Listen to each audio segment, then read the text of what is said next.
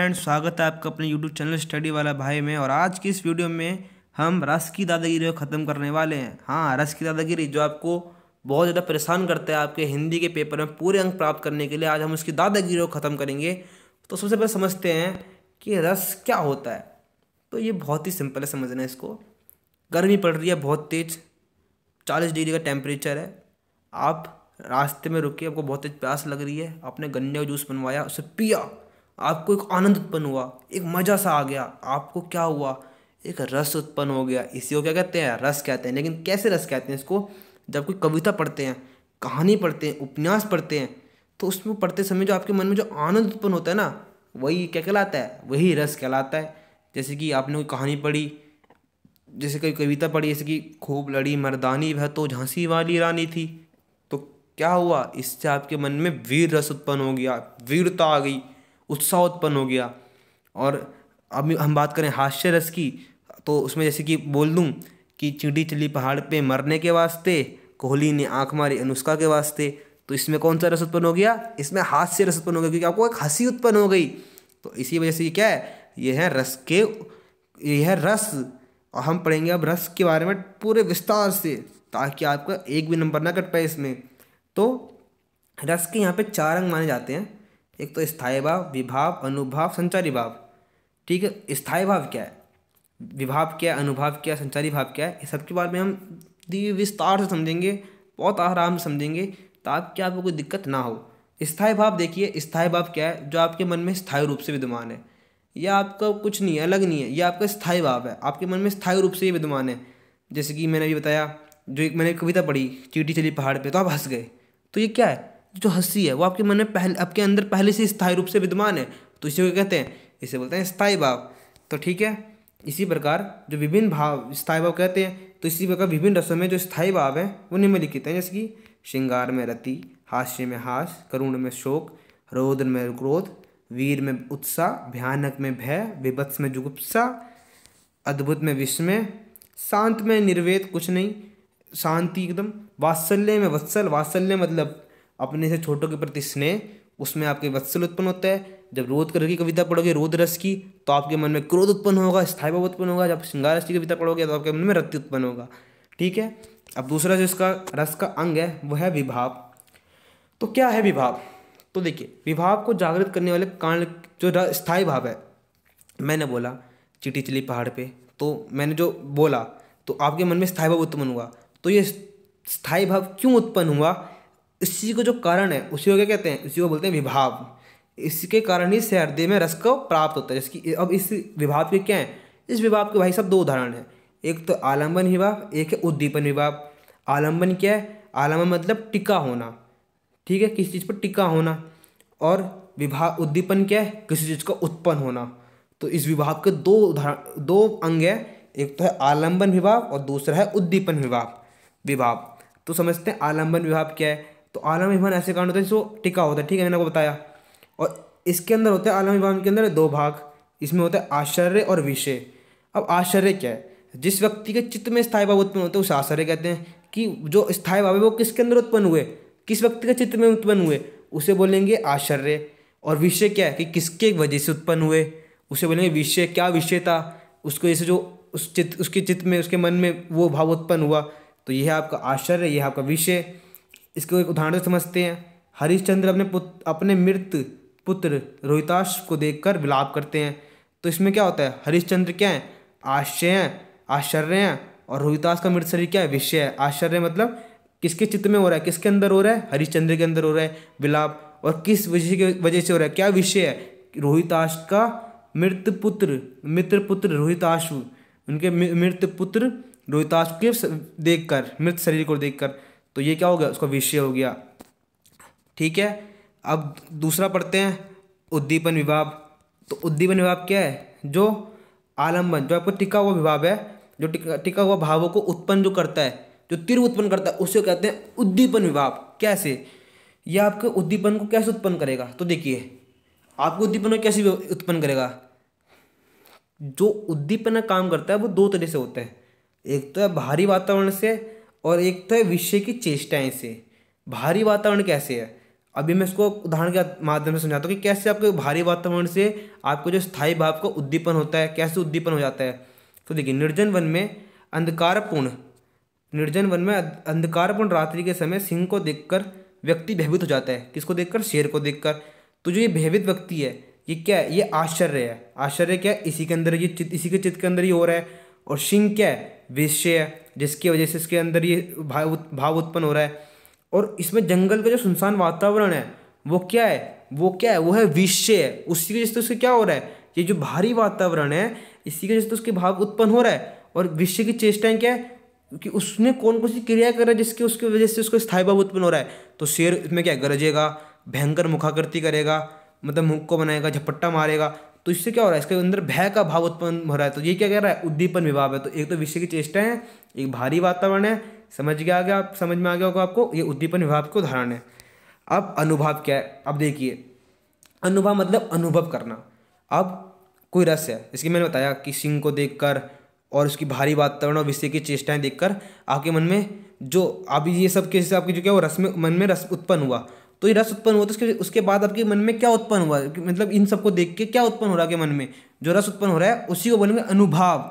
जैसे कि मैं बताता हूँ, जैसे सिंह को देखकर व्यक्ति आश्चर्य कांपना। तो आप कांप रहे हैं। आप आश्चर्य क्या है? आश्चर्य मतलब जो जिसके चित्त में हो रहा है, जिसके अंदर हो रहा है, आश्चर्य, कांप रहे हैं, चीख रहे हैं, पसीना आ रहा है आपको, मुंह आपका पीला पड़ जा रहा है। तो ये जो चेष्टा है, ये जो अनुभाव है, क्या कहलाती हैं? यही कहलाती हैं आपके अनुभाव कहलाती हैं। जो चेष्टाएं हैं ये तो आपके अनुभाव कहलाती हैं। ठीक है, आपको समझ में आ गया? जो वातावरण देखें, विषय की चेष्टाएं देखें, जिसने आपको उद्दीपन करा, उद्दीपन भाव करा, आपको संचारी भाव, आपकी जो रस है उसमें उद्दीपन करा, उसके बाद जो आपका अनुभव हुआ उसी को क्या कहते हैं? अनुभाव कहते हैं। बहुत ही सिंपल है, समझ गए होगे आप। अब अगला करते हैं संचारी भाव। संचारी भाव क्या है? तो संचारी, जैसे मैंने कहा होता है ना स्थायी भाव, जैसे श्रृंगार का रति, हास्य का हास, ये तो स्थायी भाव है। हर रस में आपके अंदर स्थायी रूप से उत्पन्न होंगे, हर रस में स्थायी रूप से विद्यमान होते हैं। लेकिन जो संचारी भाव है ना, वो स्थायी रूप नहीं होता, वो विभिन्न विभिन्न परिस्थितियों में बदलता रहता है। इसी को बोलते हैं संचारी, मतलब उसका टिका ना होना, उसका बदलता रहना। जैसे कि भयभीत व्यक्ति के मन में चिंता आ जा सकता है। जो भयभीत व्यक्ति है, जो डर गया शेर को देखकर, उसके मन में चिंता आ सकती है, शंका आ सकती है, मोह आ सकता है, जड़ता आ सकती है। तो ये क्या है? ये सब क्या है? संचारी भाव कहलाएंगे। ठीक है, जो ये क्या है? संचारी भाव कहलाएंगे। तो संचारी भावों की संख्या कितनी मानी जाती है? 10 मानी जाती है। और स्थायी भावों की संख्या कितनी मानी जाती है? इसकी कितनी 33 मानी जाती है। और स्थायी भावों की संख्या कितनी मानी जाती है? उसकी मानी जाती है 10। ठीक है, उसकी 10 मानी जाती है और इसकी कितनी मानी जाती है? 33 मानी जाती है। तो स्थायी भाव और संचारी भाव में एक बार अंतर भी समझ लेते हैं, पेपर में आ भी सकता है ये। तो संचारी भाव और स्थायी भाव में अंतर क्या है? ये स्थायी भाव नष्ट नहीं होते हैं, ये अंत तक बने रहते हैं ये, क्योंकि ये आपके मन में स्थायी रूप से विद्यमान है। तो ये संचारी भाव स्थायी भाव है। तो ये स्थायी भाव है वो कभी अंत तक नष्ट नहीं होंगे। जो संचारी भाव है वो पानी की बुलबुलों की भांति हैं, जो बनती भी बिगड़ती भी रहती हैं। प्रत्येक रस का एक स्थायी भाव होता है और संचारी भाव अनेक रसों के साथ रह सकता है। अंत ये इन्हें व्यवचारी भाव भी कहते हैं। मतलब जो संचारी भाव है वो आपके किसी भी रस में रह सकता है। लेकिन जो रस है, प्रत्येक रस का एक स्थायी भाव होगा, लेकिन प्रत्येक रस का एक संचारी भाव नहीं हो सकता। ठीक है, अब आगे पढ़ते हैं रस निष्पत्ति। रस किस प्रकार बनते हैं? तो रस बनते हैं एक तो स्थायी भाव से, प्लस में जो मैंने को बताया विभाव, अनुभाव, संचारी भाव, इन सब में से एक को मिला के क्या बन जाता है? आपका रस बन जाता है। ठीक है, अब हम पढ़ते हैं श्रृंगार रस। तो यहाँ पे श्रृंगार रस को पढ़ने से पहले बताते हैं कि श्रृंगार मतलब जैसे कि एक प्रेम प्रेमिका का श्रृंगार होता है। इनमें क्या है ना, इसके अंदर 2 रस आते हैं। एक तो होता है संयोग श्रृंगार, एक आता है वियोग श्रृंगार। तो संयोग का मतलब होता है प्रेम प्रेमिका का मिलन, और वियोग का मतलब होता है बिछड़ना। ठीक है, अब इसका एक उदाहरण भी देख लेते हैं। एक पल मेरे प्रिया के दीर्घ पलक थे उठे ऊपर, सहज नीचे गिर गए। चपलता ने इस विकम्पित पुलक से दृढ़ किया मानो प्रणय संबंधता। तो इसमें क्या है? इसमें मिलने दिख रहा है, एक में मेल मिलाप दिख रहा है। तो ये क्या हो गया? आपका होगा संयोग श्रृंगार। अब मैंने आपको बताया था संयोग श्रृंगार में स्थायी भाव क्या है? रति है। आलंबन विभाव किसके चित्त में हो रहा है? किसके अंदर हो रहा है? नायक नायिका के अंदर। उद्दीपन विभाव किस प्रकार इस रस का उद्दीपन हो रहा है? दीर्घ पलकों का उठना गिरने से। अनुभाव क्या, उसके बाद क्या होता है? कौन सा अनुभव उत्पन्न होता है? नायक का विकम्पित पुलक। ठीक है, और संचारी भाव क्या है? जो संचारी रूप से विद्यमान होता है वो कभी भी ये स्थायी नहीं होता। ये क्या है? चपलता, लज्जा, शर्म आदि क्या है? संचारी भाव है। तो इस प्रकार आप इस श्रृंगार रस को, इस रस के सभी प्रकारों को आराम से कर सकते हैं, क्योंकि मैंने आपको बता दिया है। अब अगला पढ़ते हैं। इसका एक अन्य उदाहरण भी है, आप यहाँ पे देख सकते हैं। और मुझे बता सकते हैं कमेंट में ये किसका उदाहरण है। वीर रस। तो वीर रस का क्या मतलब होता है? वीर रस का मतलब होता है जिससे आपके मन में उत्साह उत्पन्न हो, जैसे खूब लड़ी मर्दानी वह तो झांसी वाली रानी थी। तो ये क्या है? एक वीर रस का उदाहरण है, वीर रस कविता का उदाहरण है जिसके आगे मन में उत्साह उत्पन्न होता है। और इसी प्रकार यहाँ पे वीर रस का उदाहरण दे रखा है। और इसके बाद आपको स्थायी भाव, विषय, संचारी भाव, आश्चर्य, अनुभाव मिल सकते हैं, समझ सकते हैं आप। ठीक है।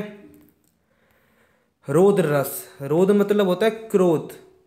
तो यहाँ क्रोध जो होता है जिसकी श्री, इसमें जब क्रोध जिस रस में, जिस कविता को पढ़ के आपके मन में क्रोध उत्पन्न हो जाए उसे बोलते हैं रौद्र रस। जैसे श्री कृष्ण के सुने वचन अर्जुन क्रोध से जलने लगे, तो क्रोध से जलने लगे तो समझ में आ गया आपको कौन सा रस हो गया? क्रोध रस हो गया। और बाकी इसमें दे रखा है जब शोक अपना भूल कर करतल युगल मलने लगे, संचार देखे अब हमारे शत्रु रण में मृत पड़े, करते हुए घोषणा वह हो गए उठकर खड़े, उस काल मारे क्रोध के तन कांपने उनका लगा, मानो हवा के जोर से सोता हुआ सागर जगा। इसमें क्रोध जो है आपका स्थायी भाव है, शत्रु आपका विषय है, आवेग चपलता आदि जो संचारी भाव है, अर्जुन आश्चर्य है, क्रोध घोषणा शरीर कांपना अनुभाव है। ठीक है, समझ सकते हैं। आगे बढ़ते हैं। मैं भयानक रस क्या है? भयानक रस मतलब जिस कविता को पढ़ने से आपके मन में भयानक भय का जो स्थायी भाव है वो उत्पन्न हो जाए उसे बोलते हैं भयानक रस। ठीक है। एक और अजगर रहिंग लखी, एक और मिगराए विकल भटोई बीच ही परछो परयो मुर्चा खाए। तो एक तरफ तो अजगर रखा है, ठीक है, एक तरफ मिर्ग है। तो इससे क्या हो गया? बीच में आपको जो है आप मूर्छा खा गए हैं, आप मूर्छा खा के गिर पड़े हैं। तो ये क्या हो गया? ये आपको भयानक रस हो गया ना। एक तरफ अजगर है, एक तरफ मिर्ग है, तो ये हो गया आपका भयानक रस का उदाहरण। इसमें ये सब जो है आप देख सकते हैं। ठीक है। आप विभत्स रस समझते हैं। विभत्स मतलब होता है घृणा। जिस चीज़ को देखकर हमने घृणा उत्पन्न हो जाए उसे बोलते हैं विभत्स रस। जिस कविता को पढ़ के मन में घृणा उत्पन्न हो जाए, जिसकी सिर पे बैठे हो काग, की सिर पे तो कौवा बैठे, आँख दो ही खात निकारत, उसकी दोनों आँखों को निकाल के खा रहा है। खींचत जीभ स्यार, जीभ से जो स्यार है वो जीभ से उसको खींच रहा है। अथई आनंद उर धारत, बड़े आनंद ले रहा है। गिद्ध जांच कहे, खोदी खोदी के मांस उचार। और वहाँ पे गिद्ध भी बैठा था, किसी व्यक्ति का मृत शरीर है और वहाँ आपका ये दृश्य बता रहा है। तो क्या आपको घृणा उत्पन्न हो रही है ना। यहाँ पे देखिए, यहाँ संचार के घृणित दृश्य का चित्रण है। तो क्या हो गया? ये हो गया आपका विभत्स रस का उदाहरण। इसमें इतने सारे दे रखे हैं, इसके जो भी आलम्बन, विभाव, ये जो उद्दीपन, या समझ सकते हैं। अद्भुत रस। अद्भुत मतलब एकदम से, मतलब सरप्राइज होना, विस्मय उत्पन्न होना जिस कविता को पढ़कर। अखिल भुवन चर अचर सब, हरि मुख में लखी मातु, चकित भई गदगद वचन, विकसित दीर्घ पिलकातु। मतलब जो भगवान श्री कृष्ण है उनके मुख में सारे ग्रहों को देखकर, सारे लोगों को दर्शन कर जो यशोदा माता होती हैं क्या हो जाती हैं? चकित रह जा गई हैं, चकित रह गई। इस कविता का मतलब ये है। तो इस कविता का मतलब ये, तो इससे क्या हो रहा है? एक अद्भुत रस का उत्पन्न हो रहा है, एक विस्मय रस का उद्भव हो रहा है। तो इसे बोलते हैं अद्भुत रस। शांत रस, जिसमें कोई किसी प्रकार का कुछ नहीं हो, शांत हो, बिल्कुल शांत रस हो उसमें। इसका स्थायी भाव वैराग्य होता है।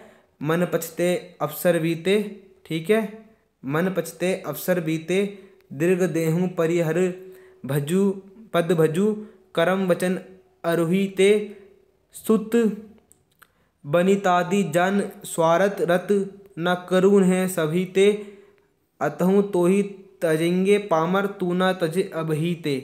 तो ये क्या है? इसमें बिल्कुल शांति का बात कर रखी है। कुछ ही कुछ क्रोध नहीं है, किसी का कोई घृणा नहीं है, सब कुछ शांति की बात है। तो इसमें कौन सा रस है? ये आपका शांत रस। ठीक है।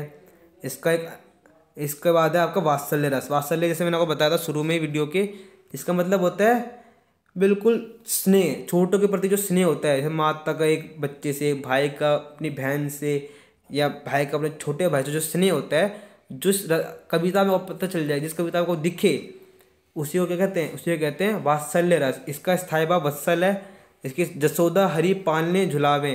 तो जो यशोदा मैया है वो क्या करती हैं? यशोदा माता जो है वो अपने हरि श्री कृष्ण जी को पालने में झूला झुलाती हैं। हलरावे दुलरावे मल्हावे, जोई सोई कचु गावे, मेरे लाल को आओ निंदरिया, काहे ना आनी सुवावे, है ना। तो इसमें क्या, कौन सा रस मिल रहा है? इसमें एक यशोदा माता का अपने जो बेटे हैं श्री कृष्ण के प्रति एक स्नेह दिख रहा है। इसी को क्या कहते हैं? इसे बोलते हैं वात्सल्य रस। ठीक है, उसका इस्तेफा वत्सल है। और इसी के साथ यहाँ की वीडियो यहाँ पर ख़त्म होती है। होप आपको अच्छे से समझ में आया हो। मिलते हैं नेक्स्ट वीडियो में, और आपको कोई डाउट हो तो वो आप मुझे कमेंट में बता सकते हैं।